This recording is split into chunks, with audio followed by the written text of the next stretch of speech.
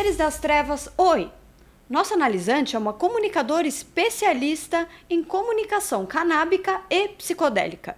Mas eu a conheci antes dela se tornar quem se tornou e ela me conheceu antes de eu ser quem sou. Carol mudou do vinho para a água e criou como seu propósito trazer informação sobre o uso consciente da ayahuasca e cannabis. Bem-vinda, Caroline Apple!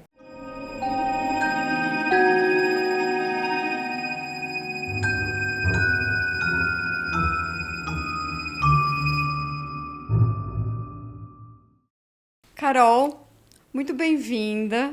Que bom que você decidiu começar sua análise comigo, apesar de que nós somos amigas há o que a gente acabou de fazer as contas, 14 anos. Você nem sonhava em ser, né? Você não sonhava em ser você, eu não sonhava em ser eu. Muito bom, exatamente. Né? Exato. Eu quero saber como você tem estado agora. Uau. O estado é isso, né? Ele é impermanente. Sim.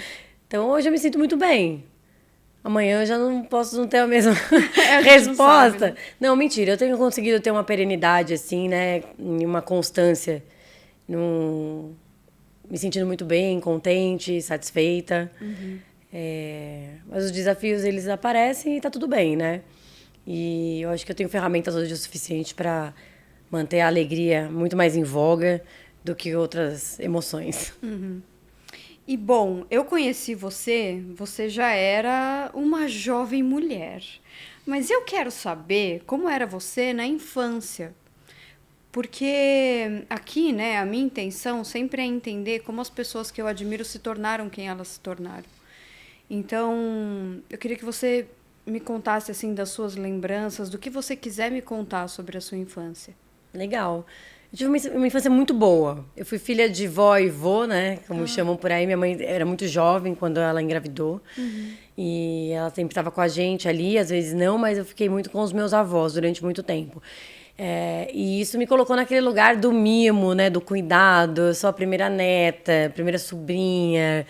Então, eu sempre tive muito foco, né? Nas minhas necessidades, nas minhas demandas. Mas isso no âmbito familiar, né? Já a vida, ela foi um pouco mais agressiva, vamos assim dizer, né? Uhum. Eu acabo perdendo meu avô muito cedo, então eu lidei com a morte. Eu tinha 7 anos e de uma pessoa muito importante. Minha avó adoece nesse processo muito mais. Eu convivo com a minha avó doente durante muitos anos, até ela também fazer a passagem, quando eu tinha lá meus 12 anos de idade. Então, essa infância que é muito... feliz, né? Eu posso dizer que feliz, porque eu era uma criança tranquila.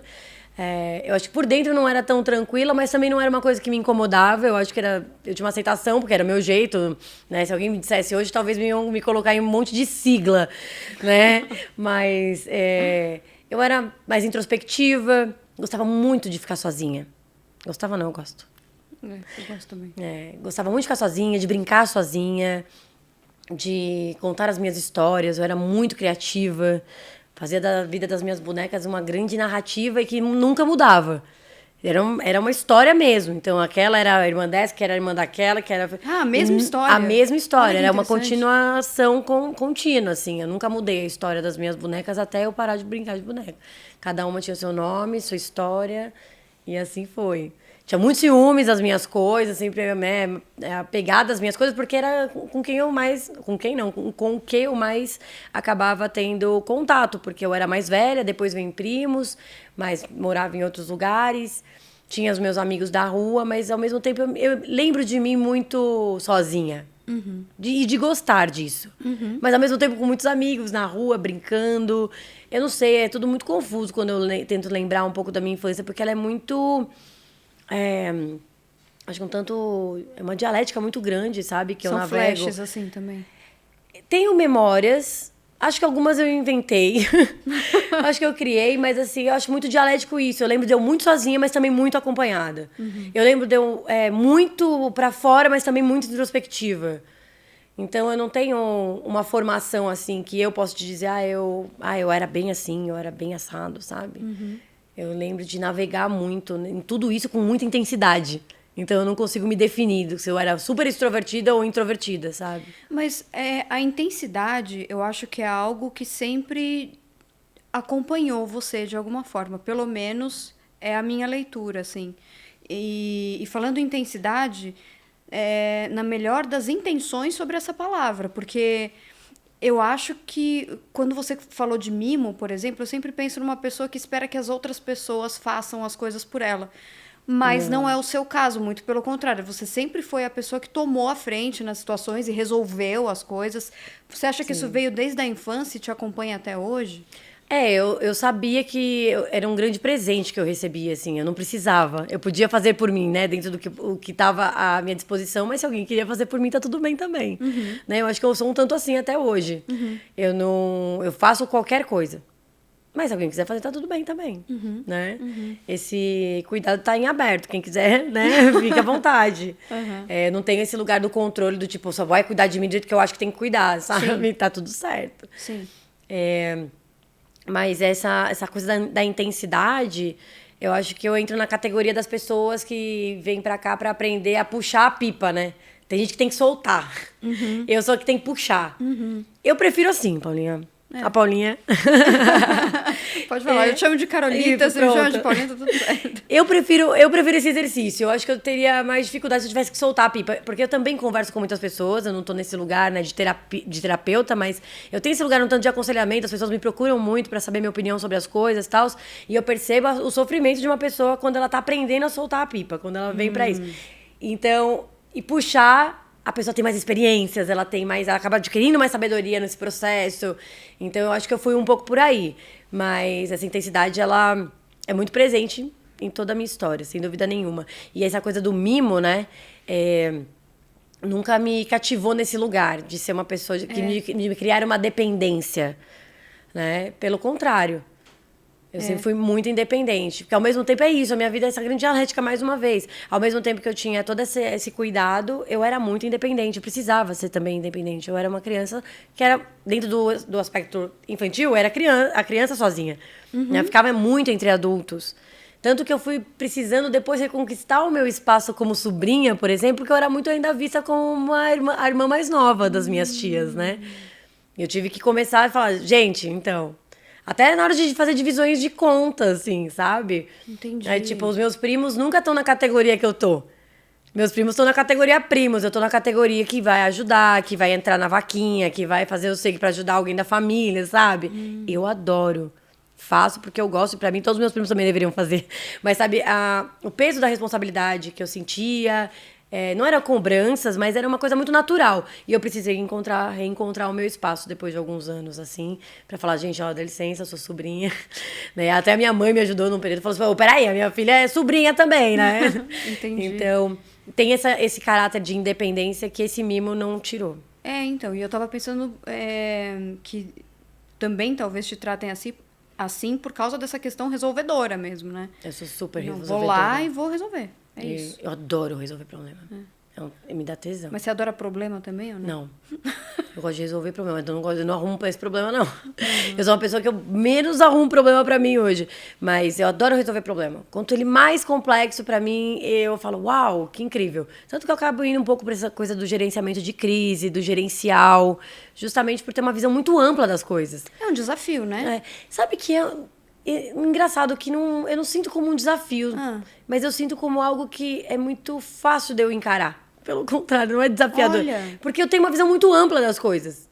É muito doido, assim. O que você chama de visão muito ampla? Eu também não sei te dizer. Eu sei que eu consigo enxergar coisas que as pessoas às vezes não estão vendo.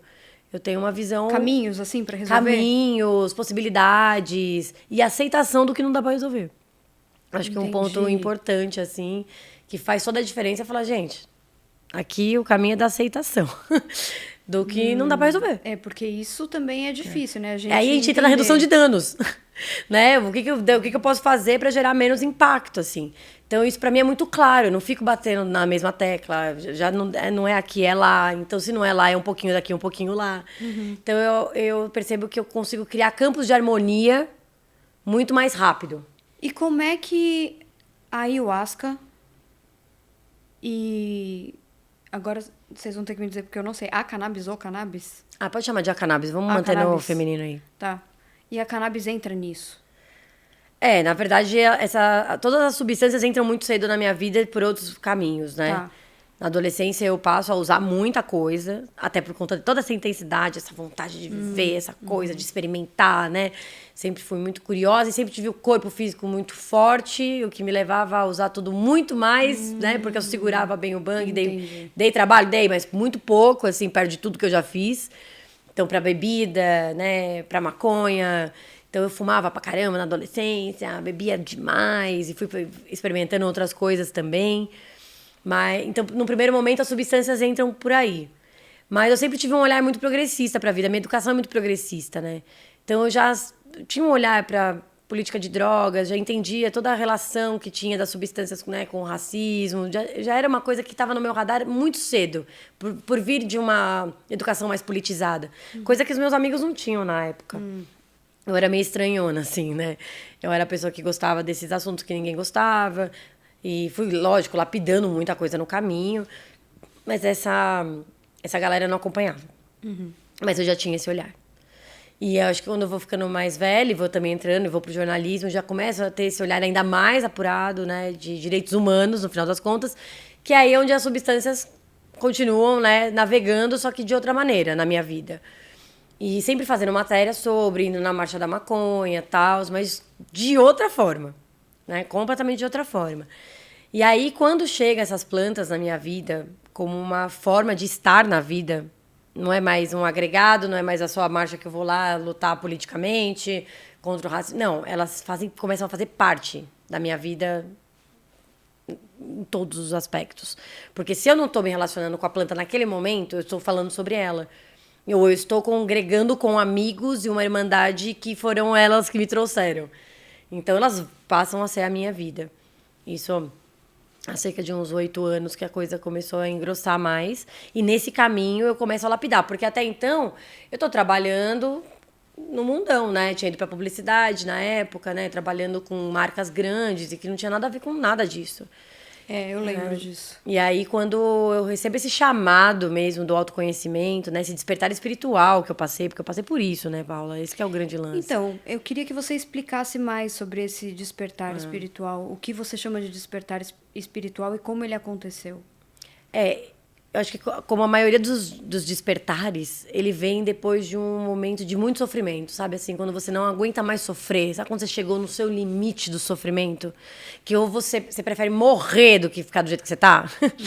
Eu cheguei nesse ponto. Só que junto com isso, eu acho que muita gente chega nisso e não tem um despertar espiritual. Ela simplesmente promove alguma grande mudança na sua vida e segue o barco. Eu não. Eu comecei a sentir coisas que eu nunca tinha sentido. Eu comecei a ouvir coisas de pessoas na rua que eu nunca tinha ouvido. As pessoas me paravam na rua e me falavam coisas muito estranhas, sabe?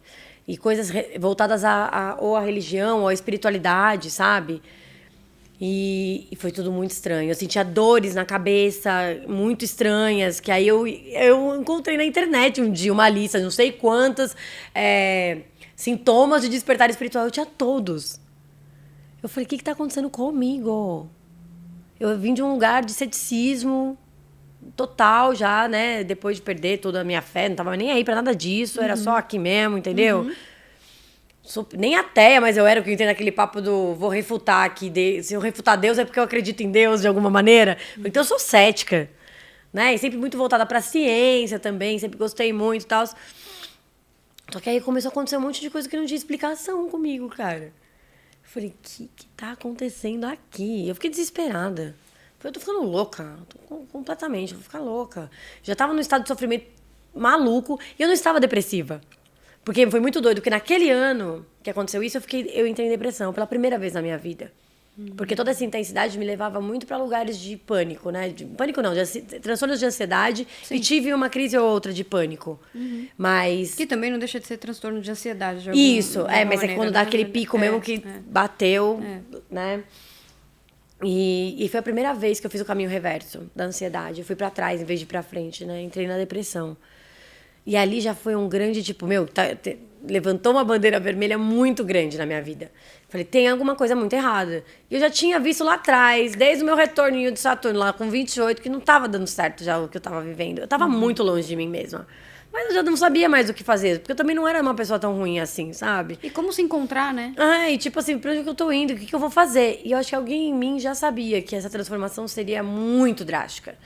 E que eu teria que passar realmente por um processo de muita mudança e que me levaria a mexer em questões muito profundas e que poderiam me impactar como me impactou. Mas naquela época era inconcebível pra mim ainda. Tanto que eu demoro mais um tanto pra essa transformação realmente começar. Mas ela começa a partir desse lugar que eu não sei nem te explicar. Que é o que começou a acontecer comigo. As coisas que chegavam, como faziam. Comecei a ler muito sobre. Comecei meditando naquele ano, na verdade. Que eu queria muito. Eu não me aguentava mais. Eu falava, puta, cara, eu não me aguento mais, cara. Quem é você, sabe? Era isso, parecia um corpo estranho dentro de mim mesma, sabe? Chata pra caramba. Não parava de pensar, um pensamento aceleradíssimo, chato.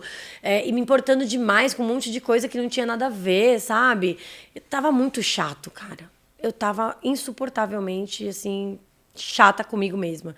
E quem tava de fora nem se ligava muito, sabe? Eu era só mais uma perdida, né? Vamos dizer assim. Porque o achado hoje pra mim não é quem achou um lugar, é quem encontrou um caminho pra caminhar. Então eu não tinha um caminho. Então um monte de gente não tem também. Então me ver sem caminho, tanto faz, não é mesmo? Mas foi muito impactante viver uma experiência de despertar espiritual, ainda mais pra uma pessoa com o meu perfil.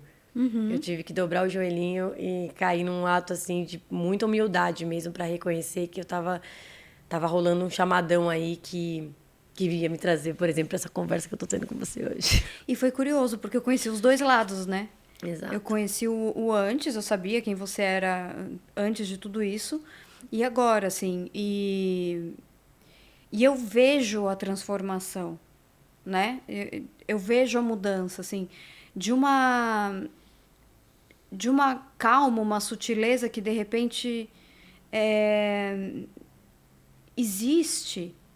Mesmo que você fale da mesma forma, mesmo que algumas coisas em você não tenham mudado, eu vejo propósito. E é muito bonito de ver isso, né? Eu uso pouco a palavra propósito, porque eu nunca sei onde eu tô indo, tá? Bom, esse é o Mas, lance. mas eu acho, assim, o discurso tem um propósito, entendeu? Antes o que Entendo. era solto não parece estar mais. Isso é real.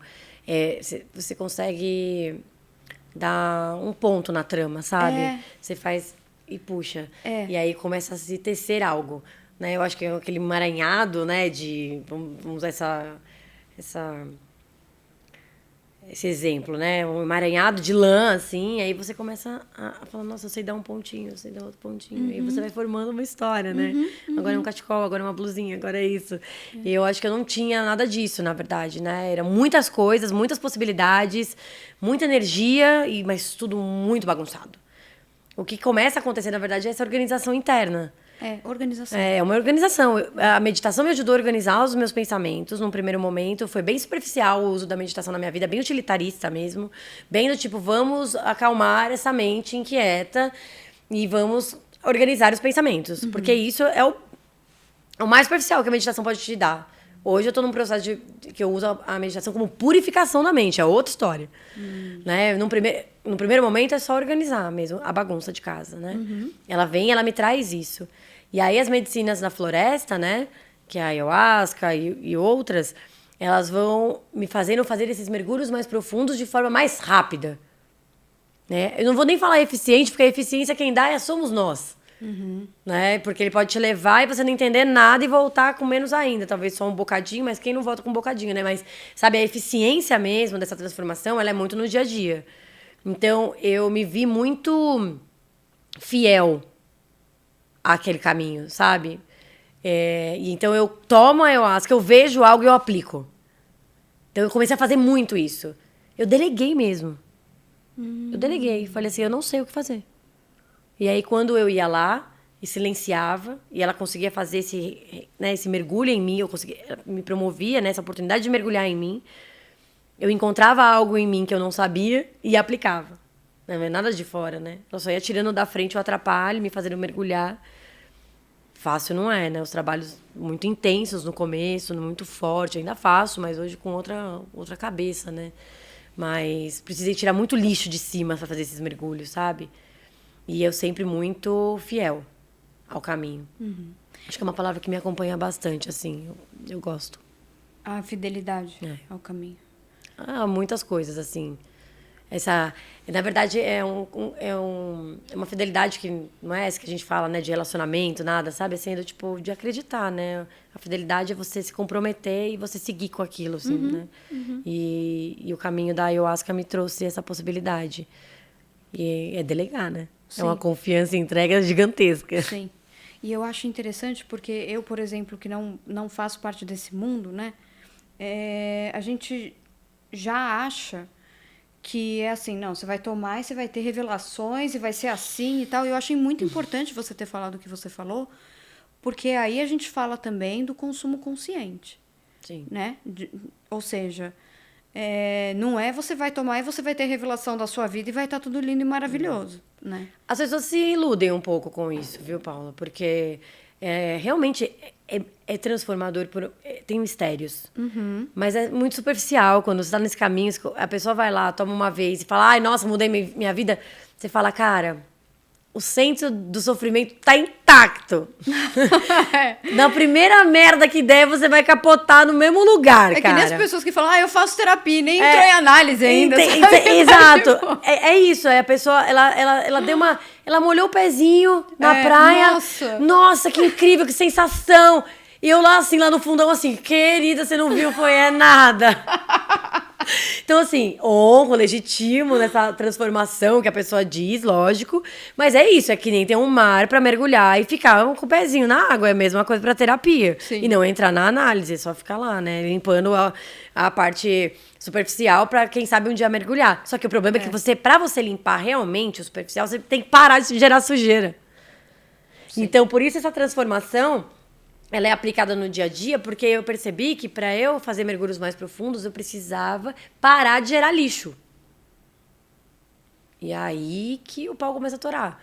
Porque é aí que eu mudo os meus hábitos, que é aí que eu mudo a galera, que eu mudo o meu pensamento, que eu mudo o que eu escuto, o que eu leio, o que eu como. Tudo. Eu precisei mudar tudo para conseguir manter o meu campo mais, né, limpo possível para não gerar mais coisas para lidar com aquele lixo que já estava lá. Pra dar um espacinho pra eu fazer mergulhos mais profundos. Entendi. E qual você acha que é o maior desafio em trabalhar com o que você trabalha? Olha, eu sempre gostei de assuntos que ninguém queria falar. Eu acho que isso, na minha carreira, é muito nítido. E isso mostra também a minha incompetência, eu vou chamar de incompetência, de ficar num lugar muito tempo. Porque eu tenho muita dificuldade de lidar com essa rotina que ela se apresenta no jornalismo, por exemplo, quando você está dentro de uma redação e você cobre um determinado assunto. Você não tem muito espaço para você ir navegando, né? Você vai navegar naquele mar lá e para mim não dá. E o universo das substâncias, ele tem muitos mares dentro do mar, né? Ele tem muitos caminhos que você pode tomar. Então, hoje, se tivesse um desafio, eu acho que é isso, né? Como que a gente escolhe o caminho que a gente vai fazer dentro de tantos caminhos. Eu escolhi o meu como daimista, né? Porque nesse caminho todo eu não vou lá só tomar ayahuasca, eu acabo encontrando uma religião, né? Uma doutrina nessa história. Né? Quais são as minhas principais defesas em tudo isso? O que eu realmente acredito? Então, eu vou muito para o uso ritualístico, religioso, né? Defendo todos os outros, mas qual que é o meu caminho aqui, né? Então, vamos olhar aqui para o uso religioso, vamos entender de reparação histórica em relação aos povos originários, vamos entender de equilíbrio social em relação a isso, vamos falar de racismo, vamos falar disso. Então, assim, encontrei. Mas eu poderia ser só uma influenciadora, por exemplo, de falar só super bem da ayahuasca, né? Falar de todos os seus processos, como ela é curadora, como é isso, como é aquilo. Não, eu escolhi um caminho um pouquinho mais desafiador, que é meter política em tudo isso, né? Que é falar o que muita gente não quer ouvir. Que tem problemas, sim. Que tem desafios, sim. Que não é uma panaceia. Então, tem muitas coisas que as pessoas não querem ouvir. Porque quem busca, muitas vezes, a espiritualidade e a religião estão querendo dar uma alienada, né, do mundão. E, na verdade, elas são um grande convite a olhar a realidade. E aceitar a realidade para você entender onde você está para saber para onde você vai. E aí eu percebi que eu tava em volta, assim, de pessoas que estavam meio que negando essas coisas. Só que, ao mesmo tempo, quando eu começo a falar sobre isso no Instagram, eu percebo uma demanda reprimida gigantesca. Muita gente desse meio querendo falar sobre ou ouvir coisas como eu estou dizendo sobre e que não tinha ninguém. Então, hoje, isso não sou eu que estou dizendo, já conversei com outras pessoas que vieram me trazer isso. Eu posso me considerar hoje uma das únicas, os maiores influenciadores de ayahuasca nesse sentido, né? Porque eu não falo de ayahuasca como no meu lugar de fala não é da ayahuasca nesse sentido, é o que a gente, em contexto urbano, não nativos, fazemos com a ayahuasca. E você fala como jornalista. E eu falo com a minha propriedade como jornalista e pesquisadora, né, do tema. Então, calhou de eu ter todo esse aparato para me ajudar a falar com mais propriedade e autoridade. Então, como eu falo, do que eu falo, só tem eu falando. Sim, e eu acho que você é muito responsável no jeito que você passa a informação também, sabe? Sim, jornalismo, né? Exato. As pessoas, elas esquecem que para ser comunicador, você precisa ser responsável pelo que você está comunicando. Às vezes a pessoa só quer falar, e quer falar até do coração, muito bonito. Mas, cara, hoje, com todo mundo produzindo conteúdo, você precisa realmente ter essa responsabilidade sobre o que você está produzindo e gerando, né? E incentivando do outro lado, e, né, instigando do outro lado. Uhum. Então, assim, eu sou muito mais polida, com certeza, nas redes sociais. Se você conversar comigo pessoalmente, eu vou ter algumas opiniões que talvez eu fosse presa se eu dissesse. Mas ali não é o caminho para isso, né? Ali eu escolho o caminho da ponderação, do discernimento, porque do equilíbrio. equilíbrio. Muita gente, né? Você não sabe quem vai Exato. te ouvir. E eu quero passar o que eu tenho de mais do meu melhor, né? Aqui na vida a gente né, tem mais visceral, né? Mas ali não, ali é uma grande... É que, na verdade, é uma mistura de Carol profissional e pessoal, porque já não tá há muito tempo, já não tem essa diferenciação, né? Mas eu sei colocar o meu lado de jornalista para girar, que é o de responsabilidade com a informação, com a acuidade da apuração, né? Tem gente ainda que me confunde um pouco. Aí fala, ai, mas o fulano sabe que você escreveu isso? Amado, eu sou jornalista. Eu jamais colocaria algo no ar sem ter conversado com a pessoa. Sim. Então, assim, as pessoas, elas, por eu ter muito esse caráter pessoal também no meu Instagram, as pessoas esquecem que ali, tudo que vai para ali tem apuração. Uhum. Tudo que vai ali falando de alguém tem um aval de quem tá falando, né? Eu estava presente. Eu tiro uma aspas de algum lugar, eu estava presente no lugar. Uhum. Então, é uma misturinha interessante que não tinha nesse universo e que agora tem. E que eu percebo pelo feedback das pessoas, o quanto elas são felizes. Eu estava num evento agora, eu encontro as pessoas, elas me agradecem horrores. Né? E eu acho isso incrível. E ao mesmo tempo que outras querem me matar. Né? E aí elas que trabalham o ódio delas, a frequência baixa delas, porque acham que eu não deveria falar, que eu não tenho autoridade para falar das coisas que eu falo como eu falo. Uhum. Só que também não é ela que determina. Então, exatamente. Assim, terapia, nenéns. Teve um dia que eu tava numa sessão de Daime e eu comecei a chorar, mas eu chorava. Eu tava num drama. Visivelmente, assim, era um grande drama, assim, mas eu não conseguia parar. Aí eu fui lá fora e a gente tem como símbolo, assim, né, o cruzeiro. E aí eu parei ali na frente daquele cruzeiro, eu tava numa força gigante, assim, né, da ayahuasca mesmo. E eu chorando, aí veio a força, assim, né, como a gente fala, né, e falou assim, o que você tá fazendo, né? Falei, eu não sei o que fazer. Ela, mas o que você quer fazer? Eu falei, eu não sei, me diz o que fazer. Né? Aí ela falou assim, que tal se você parar de se comprometer com as coisas da Carol e começar a se comprometer com as coisas da sua consciência? Eu falei, quê? Falou, esses dramas todos que você tá trazendo são dramas de você, da Carol, de agora. E você tem uma consciência, né, para ser desenvolvida aqui. Então, se compromete com a sua consciência e deixa os dramas da Carol de lado. Daquele dia em diante, eu larguei uma bigorna para trás, cara. Foi uma das sensações mais incríveis que eu senti na minha vida, assim. De parar de me identificar tanto com as minhas questões, que são muito pequenas, muito pequenas. Exato. E... Carol, o que é a bad trip? A bad trip. Cara, vamos falar assim, na ayahuasca tem a gente chama de peia, né? Que é quando você passa por um processo desafiador durante um trabalho. Só que esse processo, ele faz parte do processo também. Então, se você faz uma limpeza, por exemplo, que a gente fala, né? Você pode vomitar, você pode ter dor de barriga, você pode chorar muito, você pode bocejar bastante, né? Isso tudo tá dentro do escopo. E faz sentido, né? A gente que tá lá, né, congregando com esses mistérios entende que faz sentido. Então, tem gente que vai chamar isso de bad trip, tá errado, né? Eu vou considerar a bad trip quando a gente realmente sai da casinha, sabe? Quando você... Porque tudo que você passa na ayahuasca, por exemplo, você tem consciência de que você tá passando por aquilo, que você tá sob o efeito de uma substância. Se você perde essa noção de que você não... Esqueceu, por algum motivo, que você tá sob o efeito de uma substância, você se envolve tanto com aquilo que tá acontecendo com você, você pode ter uma bad trip, né? Agora, outras substâncias, elas podem te levar para esse caminho um pouco mais fácil, eu vejo, né? Por exemplo, o LSD, né? Até o próprio Hoffman, quando ele toma sem querer a primeira vez, ele tem uma puta de uma bad trip, né? É tudo muito forte, aparecem cenas muito medonhas, né? Que geram medo, geram angústias. Então, assim, tem que fazer sentido depois. Né? Se não fizer sentido depois, você pode falar. Eu já tive trabalhos que eu passei uns perrengues que eu falava, ai, e não vi sentido depois, então vamos chamar de bad trip? Talvez. Né? Mas o quanto saber lidar e navegar com isso é importante, porque essas substâncias podem te promover isso. Né? É esperado. Né? Não é uma coisa, ai, que surpresa. Não, pode acontecer. Até na maconha, a gente sabe disso.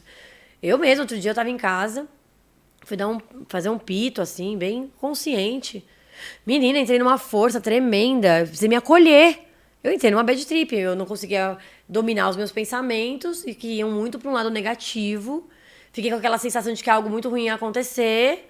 E aquilo foi uma bad trip, só que eu tinha informação, que é isso que acontece num cenário, né, que a gente almeja de antiproibicionista, né, que é informação. Então eu já li muito sobre isso e soube me acolher. Fui tomar um banho, deitei na minha cama, em posição fetal, fiquei trazendo consciência, né? Isso aqui vai passar, isso é passageiro, eu tô sob o efeito da cannabis. Então, até pra isso tem jeito. Então, assim, vamos pensar que se não fizer sentido, vamos encarar aí meio como uma bad trip. Mas, assim, cara, tu tá se colocando num estado extraordinário de consciência.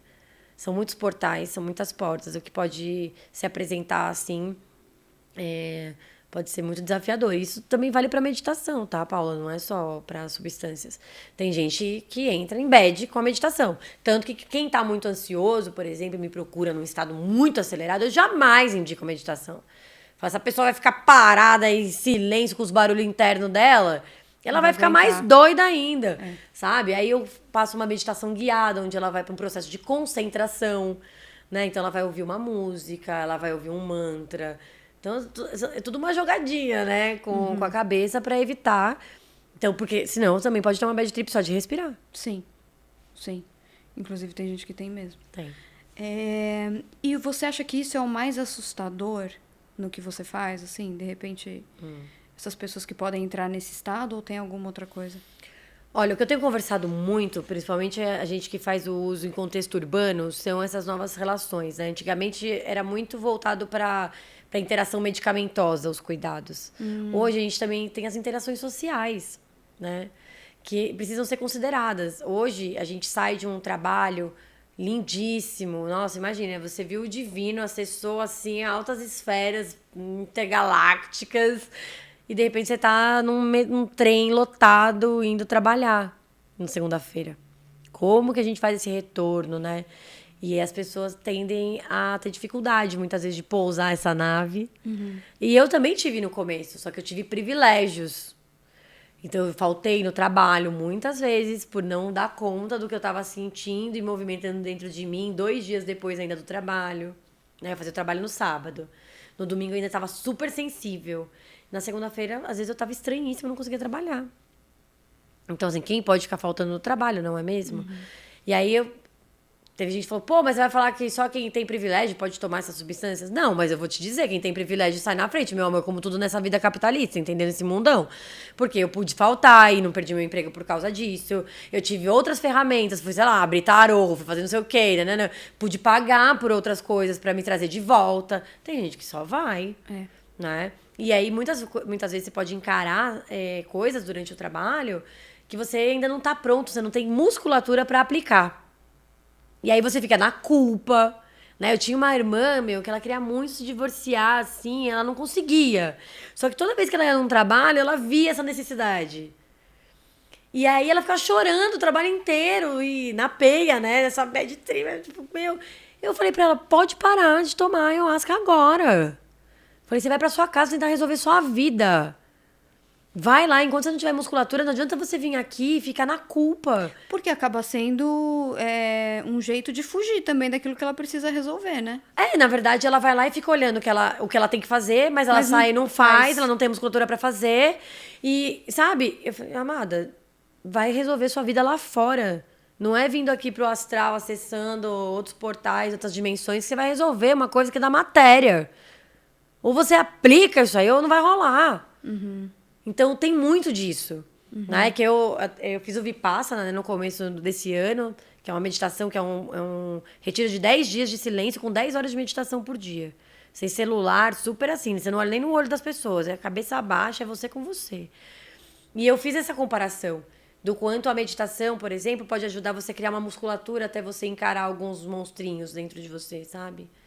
Agora, a ayahuasca, ela não faz isso. Ela é tipo, mano, um perfurador, assim, né? E ela chega muito rápido na raiz do problema e taca na tua cara.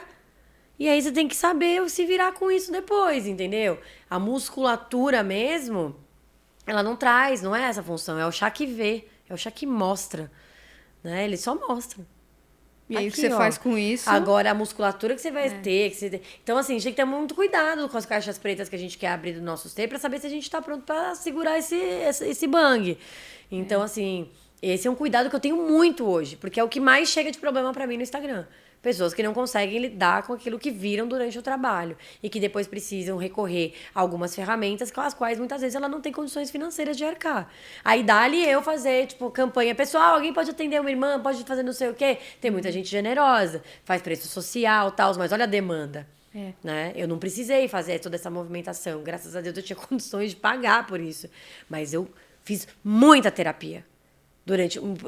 Quando eu comecei ali, os 2, 3 primeiros anos, mano, é sério, eu tava assistida por uns 4 tipos de terapeutas diferentes, né? Tinha o tradicional, o convencional, tinha os holísticos, tinha as outras terapias, fora tudo que eu fazia.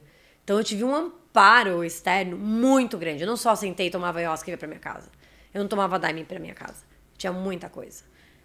Que nem eu tava pensando, né, fazendo um paralelo aqui, é inevitável fazer o paralelo com a psicanálise. E assim, você não pode simplesmente jogar na cara do analisante um problema que você vê, né? Falando como analista. Não, ó, lide aí, né? Então, assim, porque a pessoa pode não estar pronta. Então, às vezes, tá na cara Exato. dela e ela não vê. E ela tem o tempo dela também para conseguir enxergar as coisas, né? E a acelera. análise dá esse tempo. E ali não. Na ayahuasca não tem você não tem essa escolha. Ele vai te mandar. Então, mas a partir do momento que você tinha esse respaldo terapêutico, quando chega alguma coisa, você sabe o que fazer. Agora, agora quem não tem... eu tenho muitas ferramentas hoje. Eu tô um tanto de alta da minha terapia convencional. Eu fiz muitos anos terapia convencional. Eu não sinto mais essa necessidade, né? Eu sou um tanto contra a terapeutização do mundo, em todos os sentidos. Sim. Eu acho que a autonomia é o caminho, né? Eu acho que toda análise, todo Mas processo... a análise busca isso, no final das contas. Eu encontrei essa autonomia, né? A minha psicóloga falou, é isso. Você tá com outros caminhos, você manda consegue ver. resolver seus BOs, tá lindo. Exatamente. Então, eu tenho outros meios de fazer isso hoje, né? Então, essa altinha eu tive, mas tem gente que não, que ia precisar desse auxílio ainda, como eu precisei durante muito tempo. Né? Todo mundo fala, nossa, Carol, o que você fez? Incrível, sua transformação. Caraca, meu. Eu simplesmente fiz tudo. Absolutamente tudo que estava ao meu alcance. Não era minha missa de domingo. É o meu dia a dia até hoje, Paulo. Eu falo com as minhas amigas, é tudo voltado para o autoconhecimento. É tudo voltado para a autoanálise. É tudo. Então, assim, não tem mais uma conversa frívola, sabe? Nem uma saída frívola. Hoje eu continuo saindo com os meus amigos, eu continuo bebendo, né? Depois eu fiz o detox todo, mas depois voltei a fazer meus rolês.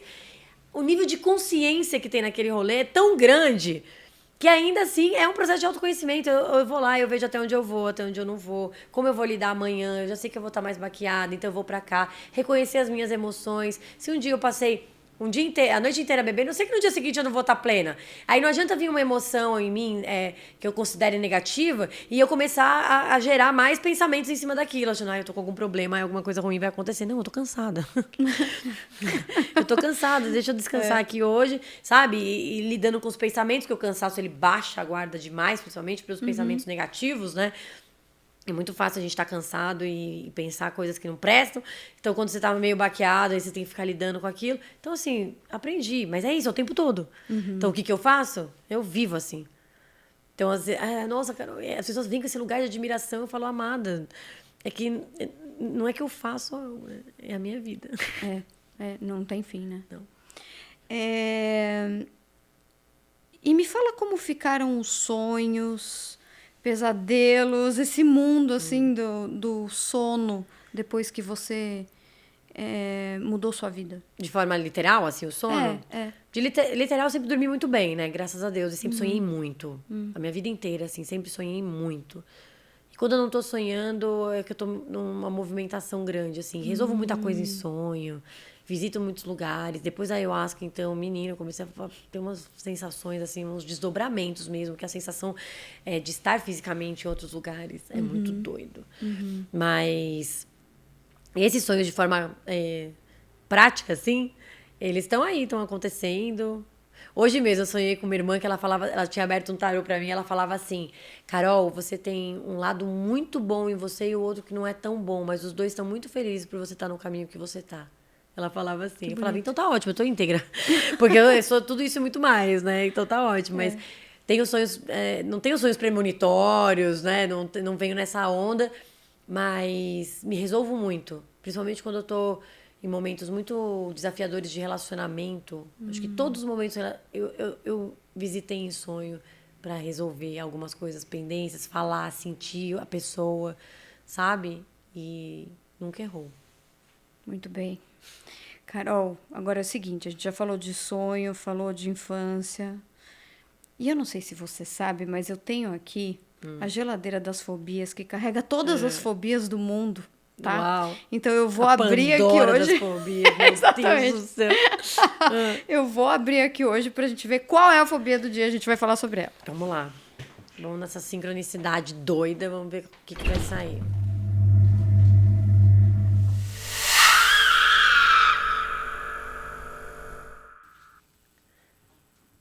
Tararã. Botanofobia?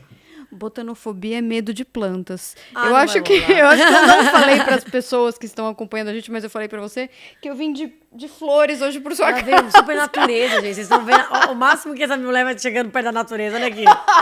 Meu Deus do céu. É o máximo, né? Então, Nossa, que interessante. Medo de plantas. Imagina não vai só. Não vai rolar, né? Muito pelo contrário, eu sou a louca das plantas, assim, não no sentido ornamental, né? No seu sentido de poder mesmo, né? Tudo que eu uso é planta. Né? A ayahuasca é um cipó com uma planta. São duas plantas, vamos dizer assim, né? A cannabis é uma planta. A mescalina é uma planta, o cogumelo, vamos colocar dentro desse universo aí do reino vegetal, né? Tenho zero. Eu amo demais, eu vivo na floresta. É muito doido, porque eu sou super cosmopolita também, mais uma vez. Eu não consigo me... Dualidade, total. A minha dualidade é incrível, assim. Ao mesmo tempo que você vai me ver aqui, assim, a gente tá aqui, né, na Berrine.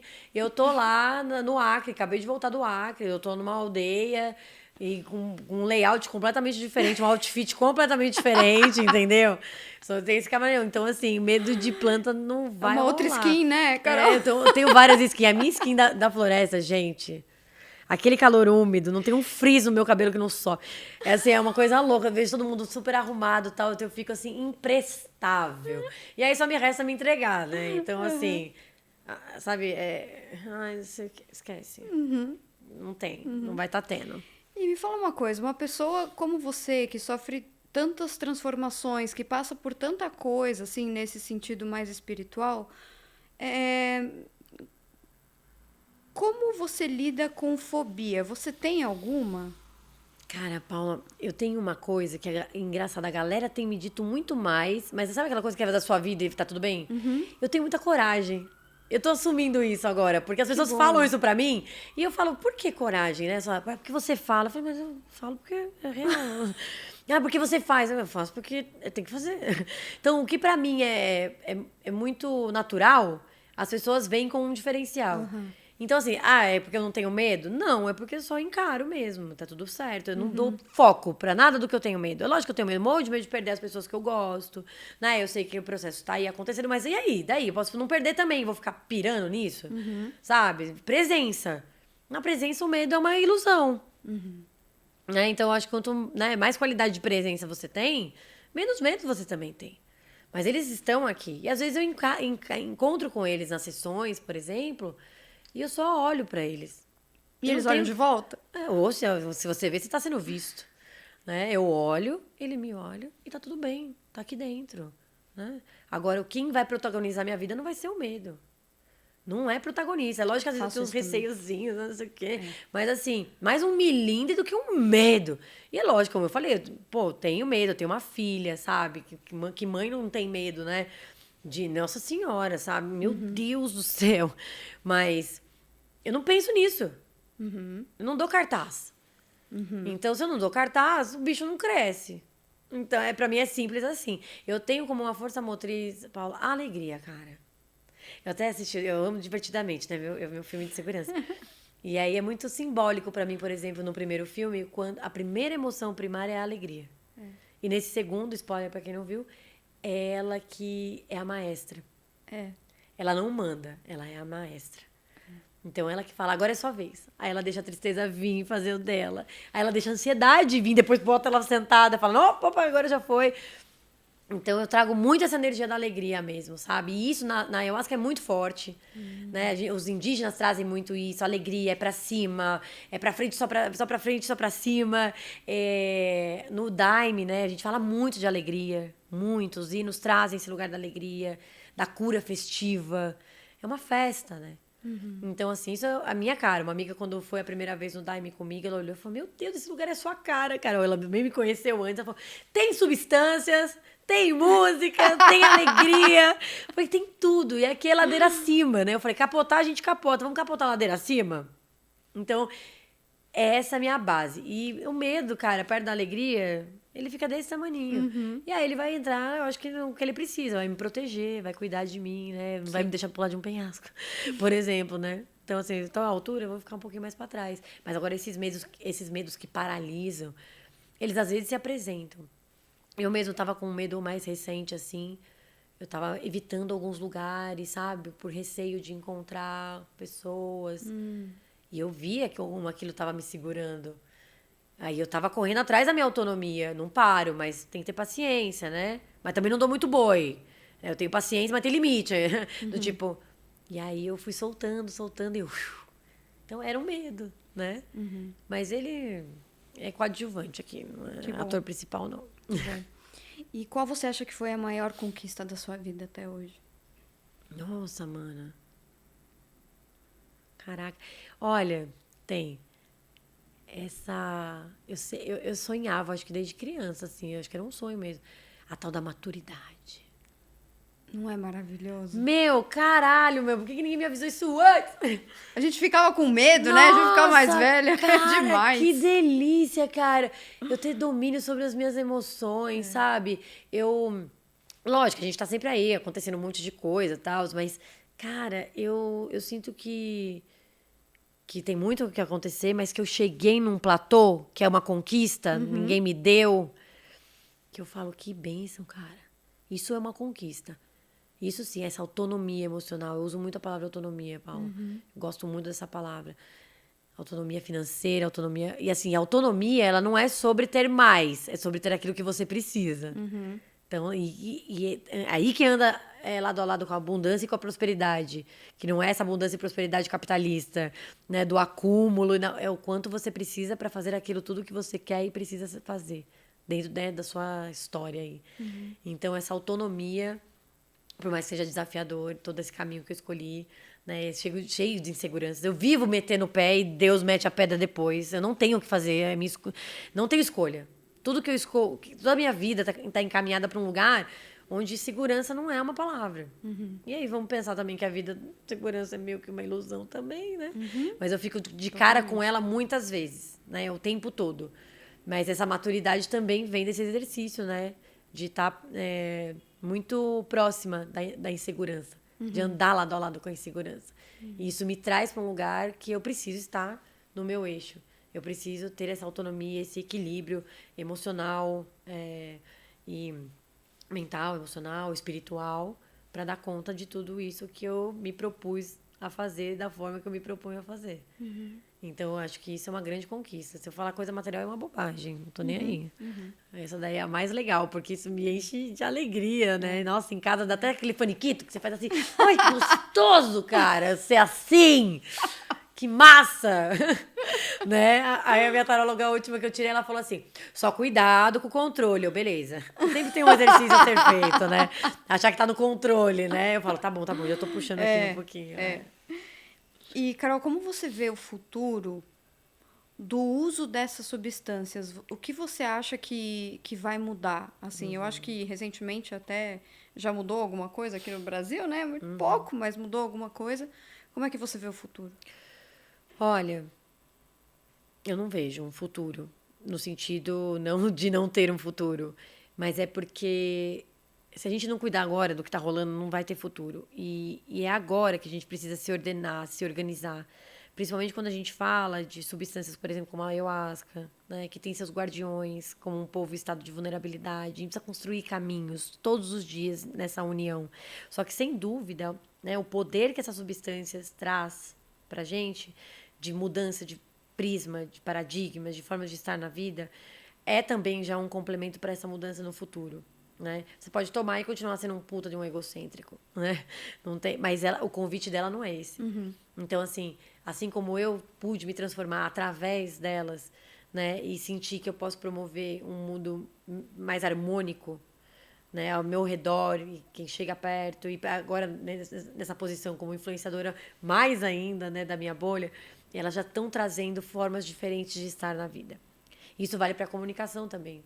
Né? Hoje eu me especializei em comunicação psicodélica e canábica. Por que a gente tem uma especialização? Né? Porque realmente é um assunto que exige uma dedicação e uma entrega que é até diferente de outros assuntos. Você vai falar de saúde, você não precisa ser médico, né? Um jornalista. Você vai falar de futebol, você não precisa ser jogador. Só que para falar dessas substâncias, para fazer as perguntas corretas sobre elas, você precisa participar. Você precisa ser daquele meio. Então, olha o convite que ela faz. Se você quer falar sobre mim, então você vai precisar de experiência, de sabedoria. Você não vai poder falar só sobre conhecimento emprestado, né? Que é onde vários colegas jornalistas erram. Eles não são do meio, não sabem fazer as perguntas corretas, e eles fazem as matérias e acabam reproduzindo informações que reforçam o tabu, né? Que reforçam preconceitos, que não é o que a comunidade precisa, que não é o que a comunidade acredita. Então, isso já é uma baita mudança. Então, isso já está acontecendo. Então, esse futuro já está rolando. Mas a gente precisa mais. Então, eu acredito que a comunicação seja um grande caminho para isso. Ontem eu estava dando uma palestra sobre isso num evento xamânico.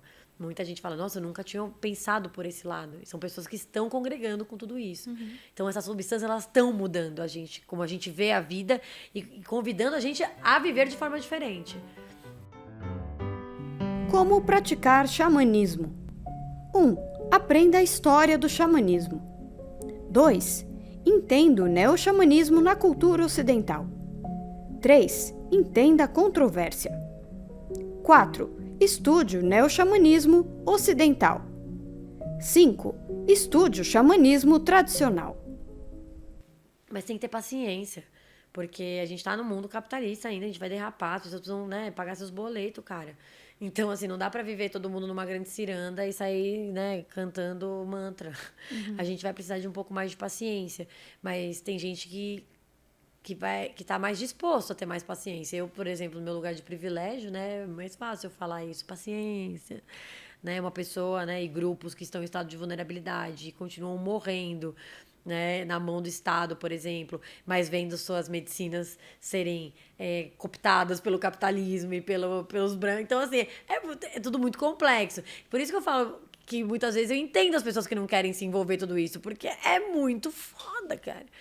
Sabe? Gera um desconforto constante, mas como eu falei, eu tô acostumada a viver na insegurança e no desconforto. A maioria das pessoas não está, porque elas não conseguem nem lidar com elas. Como que eu vou pedir pra ela lidar com o desconforto do mundo, né? Então, assim, quando a gente começa a cuidar bastante da gente, e através dessas substâncias, principalmente, vai sobrando um tempinho, né, pra cuidar do nosso entorno. Eu acho que é meio que uma oração de São Francisco, assim, sabe? Que eu dê mais, né, do que precise receber. Né, na cerne da oração é isso, né? Onde houver ódio, que eu leve o amor. Então, assim, mas para tudo isso acontecer, eu preciso estar comigo trabalhado, né? Então, se a gente consegue se colocar à disposição, primeiro, né, de forma mais egoísta, cuidando das nossas questões internas, né? Depois não tem o que fazer, é só doar, né? É só doar, devolver, doar e devolver. E essas substâncias, elas têm essa capacidade esse convite, na verdade, né? De promover uma nova forma de estar na vida com essas mudanças. Mas tem que ter paciência. E pra gente encerrar, qual seria... Qual seria o seu final triunfal? Entenda como você quiser essa pergunta, tá? Tá. Nossa, cara. Eu só peço a Deus, assim, saúde mesmo, pra ficar bem velha, sabe? Eu quero ficar velha. Eu tô afim. Mas... no amor, assim, mas tô aberta pro que tiver que ser. Mas eu acho que eu ia ser uma velha da hora. Eu ia liberar um avatar, sabe? Onde eu ia poder falar mais coisas ainda, do tipo, eu tô velha, meu, me deixa, sai, levanta que eu tô velha, que eu quero sentar, sabe? Essas coisas, no ônibus. Eu acho que um grande triunfo, assim... Eu tive uma vez eu tive uma visualização disso, assim. Eu, bem velha, numa cama, eu tava morrendo. Mas, nossa, eu tava tão bem.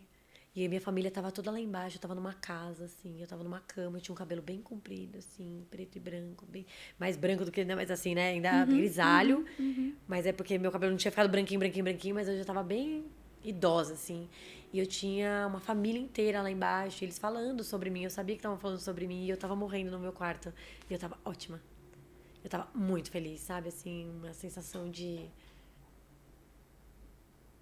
foi legal, sabe? Uma sensação de, caramba, eu me diverti pra caramba, cara, que legal, sabe?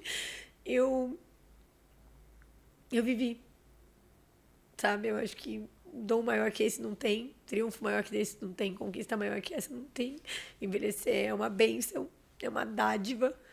E se Deus quiser, eu seria abençoada dessa maneira. Acho que é isso. Isso é o seu legado também, né? Eu acho. Você deixar essas transformações tão bonitas na sua vida e na vida das pessoas, né? E, mano, sem pretensão nenhuma de fazer isso, sabe? Tipo, eu brinco que o meu egoísmo é o egoísmo mais altruísta que eu conheço. Porque eu faço por mim, eu sou muito demandante, eu sei, sabe? Mas eu acho que todo mundo, no final das contas, faz por si, né? De alguma maneira. Assim, mas transforma. É louco isso, né? Eu não sou muito faço muito a linha Madre Teresa, não, sabe? Essa caridade completa, assim, né? Eu tenho muitas coisas aqui comigo, sou muito demandante, mas se tá funcionando, eu vou continuar. É isso. Carol, eu quero que você me diga onde as pessoas te acham. Vamos lá. Eu tô sempre dando banda por aí, né? Mas nas redes sociais fica mais fácil a gente se conectar nesse momento. No @Caroline_Apple. Também encontram minhas ideias na coluna Psicodelia Brasileira, no Brasil de Fato, onde eu trago aí uma interface dos psicodélicos no Brasil, né? Uma valorização mesmo, principalmente da parte social, cultural e antropológica, né? Dos psicodélicos. Estou muito presente no Instagram mesmo, né? Eu acho que lá é o nosso grande ponto de encontro. Mas também estou em vários eventos e podem me convidar. Eu acabei de voltar do Acre, do Tocantins, fui fazer palestra lá, adoro. Me chama que eu vou. Eu falo, tem criança para abençoar, me leva. Tem palestra para falar, eu dou, né? Mas eu acho que eu consegui fazer um bom uso dos meios digitais, assim, criar uma comunidade ali, um lugar saudável para a gente conversar, discutir com amor, com respeito, né? Com liberdade. Mas eu acho que o carro-chefe é o respeito. né? Ali não cabe divergências, cabe tudo, mas desrespeito não. Então, já saiba que se quiser chegar nesse lugar ali, você não vai ser bem-vindo, porque aquele reinado é meu. Muito obrigada, viu? Gratidão, Paula, que bom te reencontrar. Muito obrigada. Fim da nossa sessão.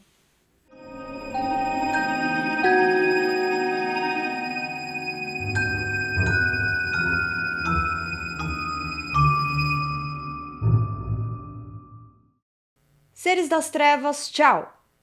Nossa analisante é comunicadora especialista em comunicação canábica e psicodélica. Mas eu a conheci antes dela se tornar quem se tornou e ela me conheceu antes de eu ser quem sou. Carol mudou do vinho para a água e criou como seu propósito trazer informação sobre o uso consciente da ayahuasca e cannabis. Adeus, Carol, e obrigada pelo seu inconsciente.